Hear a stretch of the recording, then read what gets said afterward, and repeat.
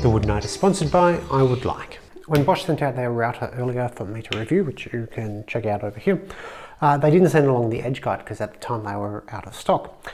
And it just so happens to be that I need to use an edge guide. Now, if I was dealing with a long piece of plywood, I could just clamp a guide on and run the edge of the router up against that. It's got a flat base or even the round side.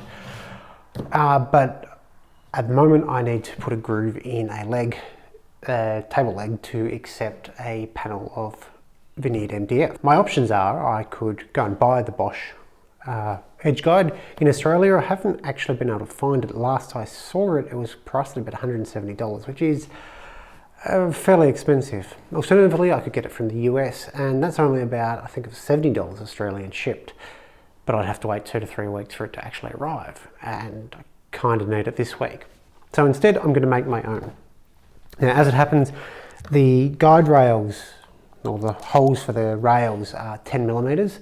So I've got some 10mm hot rolled steel. Now, cold rolled steel would probably be better, as it should be more uniform and won't have the grey scaling or the black scaling on it, or some sort of 10mm shafting. I don't really know where to get it, so that's why I'm going with this. The knobs, or the threads for the knobs, I should say, to lock down the rails, happen to be M6. I've got plenty of M6 bolts around. I found some knobs just laying around, and these will just make it easier to thread that in there. However, you could just use bolts and tighten it by hand, or a wing nut or something like that. The next step is we need to make some sort of, well, guide, some sort of edge. So the easiest way to do that is get 2 pieces of wood and clamp them on. That's fairly inelegant if I was just to clamp that, but the principle's the same. All I'm going to do is gang the 2 of them together, then drill a 10mm hole. Then on one side I'll put a threaded insert. Again, happens to be M6 because I had found 3 of these knobs. And then that'll act as a clamp. Then I can add, if I want to, a fence like that. Though the 2 surfaces should be okay, but we'll see how we go.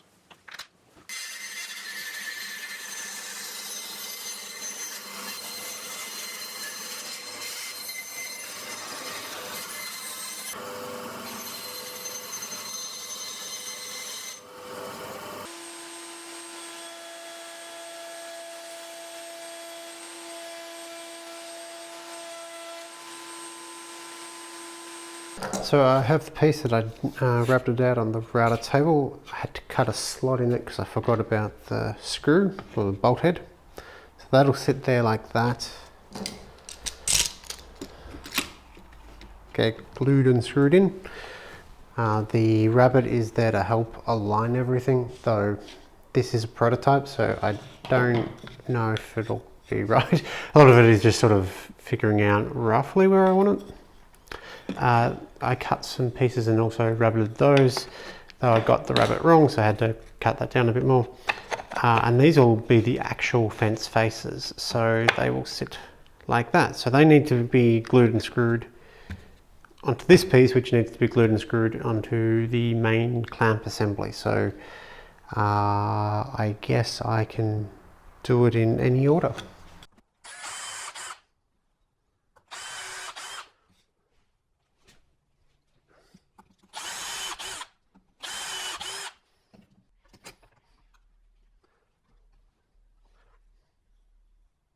I had thought this ahead, I probably would nail or just screw in these, but I didn't, so Let's hope this works out. I don't even know why I did it while it was all attached to the router. But I'm not the world's greatest thinker, so take that, people.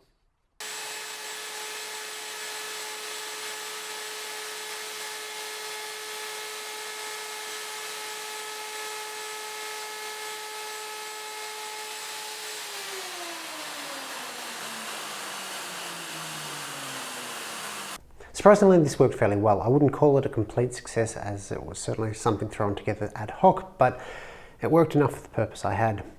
However, while building it, there are several things I'd be doing to improve it in Mark II now that the concept is proven.